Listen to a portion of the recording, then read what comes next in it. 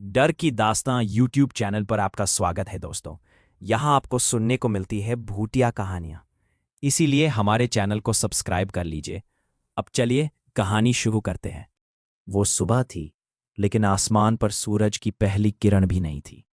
बादल घन थे, जैसे कि कोई बड़ा सा काला धब्बा आसमान पर छा गया हो। मेरा नाम विवान है। मैं एक फोटोग्राफर हूं और मुझे अलग अलग जगहों की तस्वीरें खींचने का शौक है।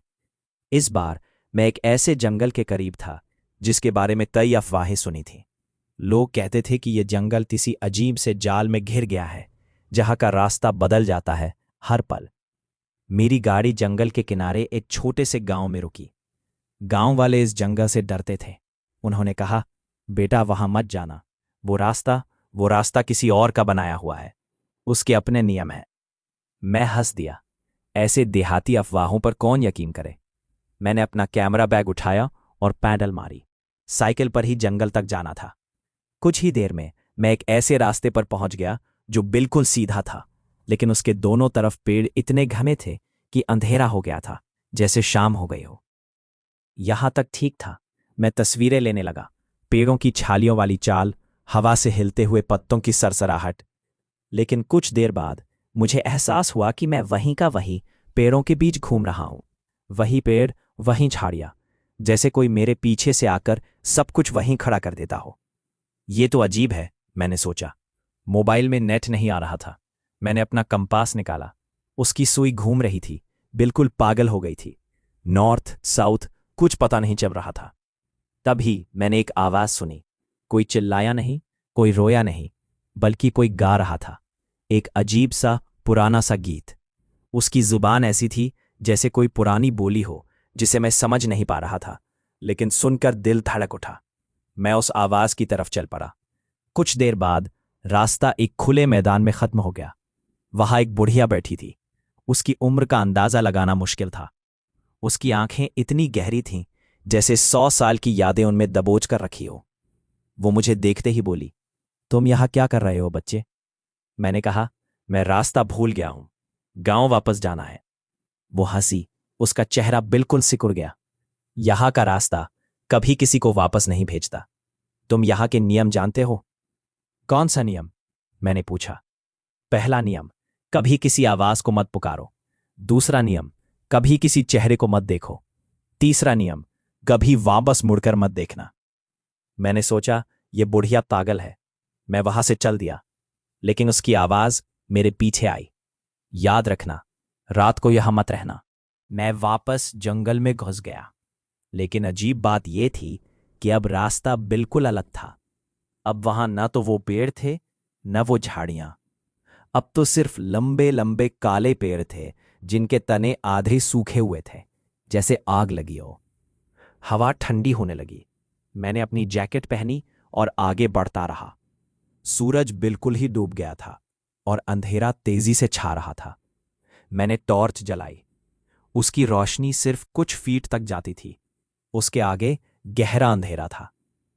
तभी मैंने एक आवाज सुनी, किसी बच्चे के रोने जैसी। मैं रुक गया। क्या कोई बच्चा यहां खो गया है? मैं उसकी तरफ भागना चाहता था, लेकिन तभी बुढ़िया की याद आई, कभी किसी आवाज को मत पुकारो। मैं चुपचाप खड़ा रहा। रोने की आवाज करीब आती गई। फिर एकदम से वो बिल्कुल मेरे कान के पास आकर रुकी। मैंने सांस रोक ली। ऐसा लगा जैसे कोई खड़ा है, कोई जो सांस नहीं ले रहा, लेकिन है। मैं आगे बढ़ गया। कुछ देर बाद मुझे एहसास हुआ कि कोई मेरे पीछे चल रहा है। उसका कदम सुनाई दे रहा था, पत्तों पर पांव पड़ने की आवाज। लेकिन वो आवाज अजीब थी, जैसे कोई लटक कर चल रहा हो। मैं रुका तो वो आवाज भी रुक गई। मैंने चलना शुरू किया तो वो आवाज भी शुरू हो गई। डर लग रहा था। मैंने सोचा कि पीछे मुड़कर देखूं कौन है, लेकिन फिर याद आया, कभी वापस मुड़कर मत देखना। मैं तेज चलने लगा। वो आवाज भी तेज हो गई। अब तो ऐसा लग रहा था कि कोई दौड़कर मेरे करीब आ रहा है। मैं दौड़ पड़ा। मेरी सांसें तेज हो गई। पसीने से मेरे कपड़े गीले हो गए। आखिरकार मैं एक जगह पहुंचा जहां दो रास्ते मिलते थे। एक रास्ता सीधा था, दूसरा बाएं को मुड़ रहा था। मैं वहीं रुक गया। कौन सा रास्ता लूं? तभी मैंने देखा कि बाएं वाले रास्ते पर एक आदमी खड़ा है। उसने हाथ हिलाकर मुझे बुलाया। उसकी पीठ मेरी तरफ थी। मैं उसे देखकर थोड़ा सहज महसूस करने लगा। शायद कोई शेर गाइड है। मैं उसकी तरफ बढ़ने लगा, लेकिन फिर याद आया, कभी किसी चेहरे को मत देखो। कौन हो आप? मैंने पूछा। उसने कोई जवाब नहीं दिया, बस हाथ हिलाकर बुलाता रहा। मैं कुछ कदम आगे बढ़ा और तभी मेरे पैर के नीचे से कोई चीज सरसी। मैंने टॉर्च नीचे की। वो एक कटोरी थी, इंसानी खोपड़ी की बनी हुई। मैं चिल्लाया और पीछे कूदा। जब मैंने वापस देखा तो वो आदमी अब मेरे सामने खड़ा था, लेकिन उसकी गर्दन बिल्कुल उलटकर घूम गई थी।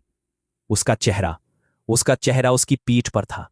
उसका मुंह बिल्कुल टेढ़ा था और वो अजीब सी बेमानी सी हंसी हंस रहा था। मुड़कर मत देखना, उसने कहा। उसकी आवाज बिल्कुल कंपती हुई थी। मैं दौड़ पड़ा, बिल्कुल अंधा दौड़। मैं किस रास्ते पर जा रहा हूं मुझे खबर नहीं थी। पैरों में कांटे चुभ रहे थे। पेड़ों की डालियां मेरे चेहरे पर निशान छोड़ रही थीं। लेकिन मैं रुका नहीं। आखिरकार मैं एक छोटे से मकान के सामने जाकर रुका। वो एक पुराना सा कोठा था, जैसे कोई हंटर का कैबिन हो। मैं अंदर चला गया और दरवाजा बंद कर दिया। अंदर हवा में गर्द और न जाने किस चीज की बदबू थी। मैंने टॉर्च से देखा। वहां पुरानी फर्नीचर पड़ी थी, एक बिस्तर, और दीवारों पर अजीब अजीब तस्वीरें लगी थीं। वो तस्वीरें, उनमें लोग थे, लेकिन उनके चेहरे खाली थे, बिल्कुल खाली, जैसे किसी ने उन्हें मिटा दिया हो। मैं थक कर बिस्तर पर बैठ गया। बाहर हवा चल रही थी और दरवाजा खटखटा रहा था। ऐसा लग रहा था जैसे कोई अंदर आना चाहता हो। तभी मैंने एक धीमी सी आवाज सुनी। कोई कोई गा रहा था, वही पुराना गीत जो मैंने सुबह सुना था।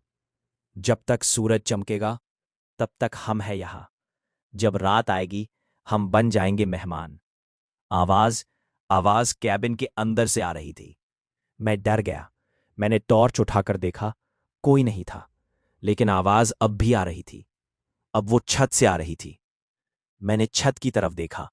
वहां वहां कोई था, एक ऐसी चीज जो दीवार से चिपकी हुई थी, जैसे कोई मेंढक। उसकी आंखें बिल्कुल सफेद थी और उसका मुंह इतना बड़ा था कि वहां से उसके नुकीले दांत दिखाई दे रहे थे। वो सिर्फ गा रहा था और उसकी आंखें मुझे घूर आ रही थीं। मैं दरवाजा खोलकर बाहर भागना चाहता था, लेकिन दरवाजा अब खुलता नहीं था, जैसे किसी ने बाहर से पकड़ रखा हो। वो चीज छत से उतरने शुरू हुई। उसके हाथ पैर बिल्कुल पतले थे, जैसे लकड़ी के टुकड़े। वो रेंगते हुए मेरे करीब आई। तुम कौन हो? मैंने पूछा अपनी आवाज दबाकर। उसने रुककर जवाब दिया। उसका आवाज किसी के गले से दबाए जाने जैसा था। हम यहां के रखवाले हैं। तुमने नियम तोड़ा है। कौन सा नियम? मैंने पूछा। तुमने एक चेहरा देखा। अब तुम्हारा चेहरा भी हमारा हो जाएगा। वो मेरे ऊपर कूदा। मैंने हाथ उठाकर अपने आप को बचाया। उसकी उंगलियां मेरे गाल पर लगी, बिल्कुल बर्फ जैसी ठंडी। मैंने उसे धकेला और वो दीवार से जाकर लगा, लेकिन वो तुरंत ही वापस खड़ी हो गई, बिल्कुल कोई जीवित पपेट।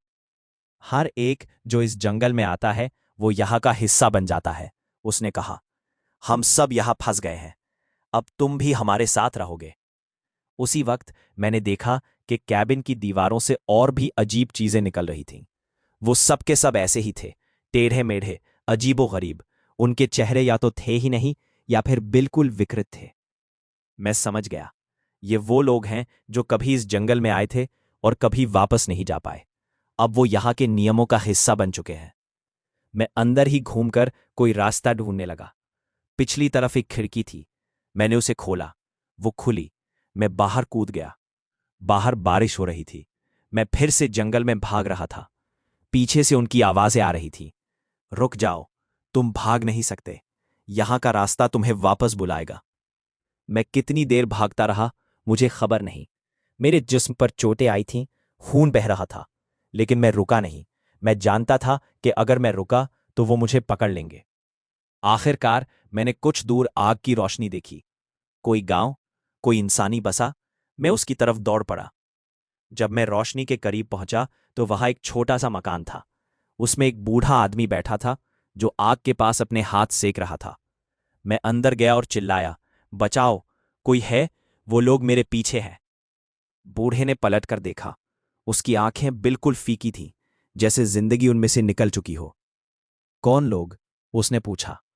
वो रखवाले, मैंने कहा। जंगल के रखवाले। बूढ़ा हंस पड़ा। अरे बेटा, वो कोई रखवाले नहीं है। वो सब उस बुढ़िया के बच्चे हैं। मैंने पूछा, कौन सी बुढ़िया? वो जो रास्ते पर मिली थी। वो इस जंगल की माँ है। हर एक जो यहां मरता है वो उसका बच्चा बन जाता है। वो उन्हें अपने नियमों से बांध कर रखती है। मैं समझा नहीं। लेकिन क्यों? क्यों वो ऐसा करती है? क्योंकि बूढ़े ने कहा। आग की लौ उसकी आंखों में झलक रही थी। वो अकेली है। उसे डर है कि कोई उसे छोड़कर चला जाएगा। इसलिए वो हर किसी को पकड़कर यही रोक लेती है। आप कौन हैं? मैंने पूछा। मैं भी वही हूं जो तुम हो। मैं यहां कई सालों पहले आया था, लेकिन मैं भाग गया। इसलिए वो मुझे पकड़ नहीं पाए। लेकिन अब मैं बाहर नहीं जा सकता। क्योंकि उसने अपनी कमीज उतारी। उसकी छाती पर उसकी छाती पर कोई चेहरा था। एक ऐसा चेहरा जो अब तक जिंदा था, और वो हिला भी रहा था। ये क्या है? मैं डर कर पूछा। जब तुम किसी का चेहरा देखते हो तो वो तुम्हारे अंदर घुस जाता है। अब मैं उसे लेकर जीता हूं। वो मेरे साथ है, और कभी न कभी वो पूरी तरह मेरे ऊपर चढ़ जाएगा। मैं पीछे हट गया। बाहर से वो आवाजें करीब आती जा रही थीं। वो आ रहे थे। बूढ़े ने कहा, तुम्हें यहां से निकलना होगा। लेकिन याद रखना, वो रास्ता तुम्हें धोखा देगा। वो तुम्हें वापस बुलाएगा। तुम्हें सिर्फ अपने दिल की सुननी होगी। मैं बाहर निकल गया। बारिश तेज हो गई थी। मैंने जंगल में दौड़ना शुरू किया। रास्ता अब बिल्कुल अलग था। अब वहां न तो काले पेड़ थे, न सूखे। अब वहां सिर्फ छोटे छोटे हरे भरे पेड़ थे। कुछ देर बाद मैंने गांव की रोशनी देखी। मैं वहां पहुंच गया। मैं बच गया। आज मैं अपने शहर में हूं। मेरे पास वो तस्वीरें हैं जो मैंने उस जंगल में खींची थीं। लेकिन जब मैं उन्हें देखता हूं तो उनमें कुछ अजीब चीजें दिखती हैं। कभी कोई आंख दिखाई देती है, कभी कोई हाथ, और कभी कभी रात को मैं वो गीत सुनता हूं।